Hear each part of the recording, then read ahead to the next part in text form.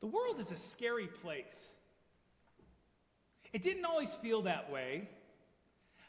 I had what has since come to be called a free-range childhood. From an early age, I walked a little less than half a mile to my neighborhood school, sometimes with a friend, often by myself. It was uphill, but not both ways. And only occasionally in the snow. My parents left the house to go to work, and I was expected to get myself to and from school. In the 6th grade, I started taking dance at a studio on the other side of Denver, so on days when I had class, I would ride the bus into downtown Denver, where my mom worked, so that she could drive me the rest of the way to dance class. Most days after school, my friends and I would roam around our suburban neighborhood of cul-de-sacs, unsupervised. Sometimes I would ride a bus by myself all the way across Denver to visit my grandmother at her senior living apartment complex. None of this felt strange or remotely dangerous at the time. However, a generation later, not once were our own kids left quite to their own devices like that. The world felt more dangerous. But was it? Is it?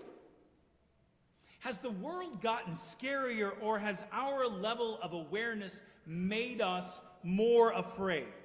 Back then, information generally came in 3 forms: the morning newspaper, hourly updates, news updates on the radio, or the evening news on one of 3 national networks and their local television affiliate stations. There was no such thing as the 24-hour news cycle or endless points of view and dissembling of current events offered by the internet. Surely some of the dangers existed then that do now, with the exception of those posed by new technologies. We just weren't hearing about them or seeing them. We weren't awash in all the information about all the ways kids could get into trouble or be hurt. We had to really pay attention if we wanted to know what was going on in the larger world beyond the ones circumscribed by where and how we lived. Now, it's hard not to know. Now, we have to work hard to avoid paying attention to every war, every disaster, every upheaval taking place at every minute of every day. And if all of that weren't bad enough, now we come to church desperate for a dose of Christmas spirit, desperate for some kind of holiday cheer, only to be met by that wild-eyed wilderness prophet John the Baptist, calling names, "You brood of vipers," and preaching unquenchable fire. Good grief. Why can't things be like they used to be? Now, there are 2 ways that we could play this. We could decide that it's all too much. It's all too scary. And opt for a kind of anesthetic nostalgia that will numb us to the pain and the struggle of it all. We can cut the reading short and pretend that John didn't just allude to the winnowing fork of the one who is to come that will separate the wheat from the chaff. Or we can recognize that if this season of Advent is meant to prepare us for the coming of Christ, then John is the one sent to prepare the way. Even in Luke's birth narrative, John comes first. In utero, John leaps at the sound of Mary's voice greeting his mother Elizabeth, calling attention to the fruit of her womb. He may not find a place in any of our decorative creches, but the voice of John the Baptist is essential in preparing us to hear and receive Jesus when he comes. Because John casts our attention and so too our lives in Jesus' direction. And that changes everything, including us. There's a small, beautiful show on HBO Max called Somebody Somewhere that takes place in Manhattan. Manhattan, Kansas, that is. I was watching an episode this week from the third and final season, and one of the characters, Joel, has moved in with his boyfriend, Brad. Brad attends one of the Lutheran churches in town and invites Joel to attend the men's Bible study with him. Joel's a little nervous about the whole thing, and it seems like his fears are realized when he recognizes one of the participants. After the meeting concludes and Joel is folding up chairs and putting them away, this person approaches him. "Hey, Joel," he says.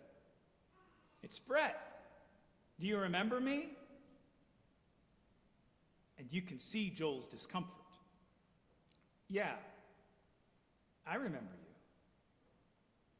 They make some small talk, and then Brett says, "I've seen you at church, and I haven't said hello to you because I'm ashamed about how I treated you in high school." Joel tries to minimize it. "No, we were young. It was such a long time ago. It's okay." "No," Brett replies. "It's not okay." "It's fine," says Joel, clearly flustered. "It was wrong," says Brett. Later in the car, Joel's boyfriend mentions that he's overheard this exchange. "I just wasn't expecting that," says Joel. "Well," says his boyfriend, "it's good to know that people can change." "Can they?" asks Joel. "Yeah," says his boyfriend. "I think so." John thinks so too. That's why he's out there in that wilderness. When we first hear him call those coming out to see him a brood of vipers, it's easy to think that he's talking about someone else. Surely he's not talking about us. Surely we're not a brood of vipers, are we? Surely we don't need to change. Maybe it isn't having Abraham as an ancestor, but we've all got our litany of justifications why we shouldn't be included in that brood. We point to our job or our degree or our bank account or some other qualification for special treatment. We're here at church, aren't we? I mean, we try to be good parents, good kids, good students, good friends, good citizens, good employees, good Christians. And the problem isn't so much that we regularly fail at being any of those things at some point or another. The problem isn't even that we're a brood of vipers. The problem is that we think we aren't. The problem is that we think all of those other things can save us from having to account for the chaff in our lives. So what should we do?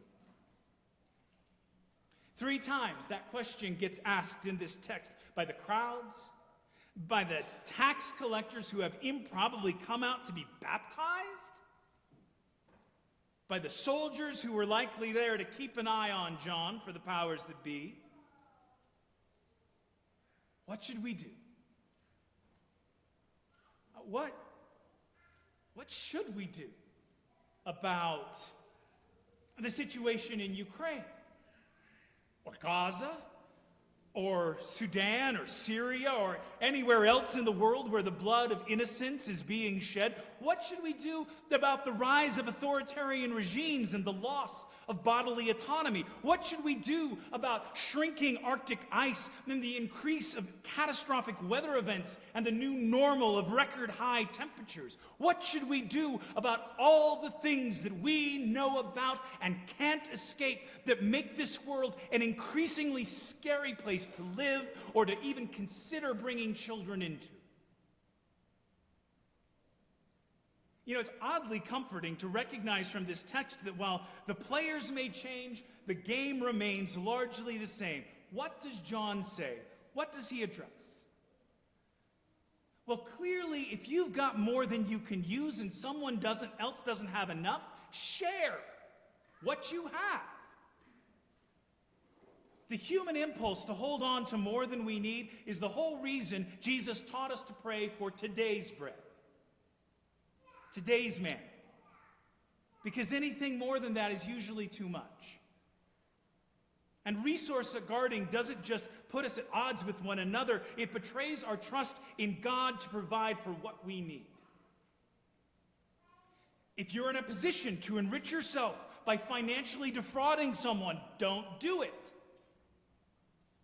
If you hold the kind of power that allows you to shake people down for money or use force to get what you want, again, don't do it.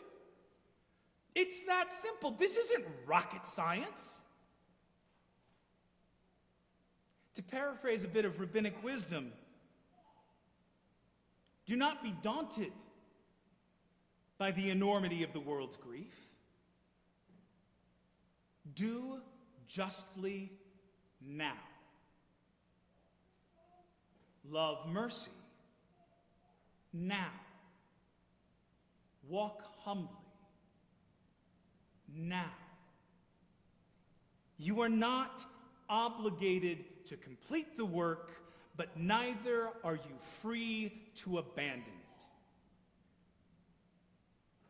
Or, as North Carolina singer-songwriter and activist David Lamont put it in a recent TED Talk, if you think you can fix the world, that's naive.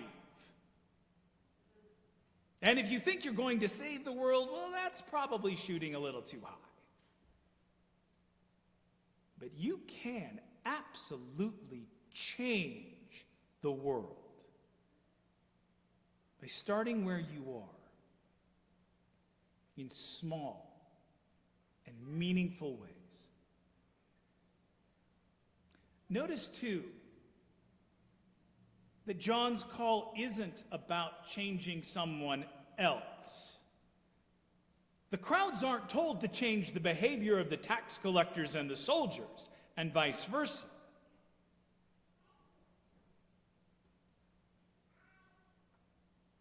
Well, Jesus will teach, first remove the plank from your own eye. Then you'll see clearly. Long before it became a cliche or a bumper sticker, John's answer to the question, what should we do? Is that we should be the change we wish to see in the world. Attending to the good that is ours to do, in a world where the enormity of the problems before us feel insurmountable. And we do it not for reward or recognition, but for the sake of what changes when we recognize our surplus and become instruments ourselves of God's provision for someone else. What changes when we make proper use of the position and the power that we have to make the lives of the people in our orbit easier and safer.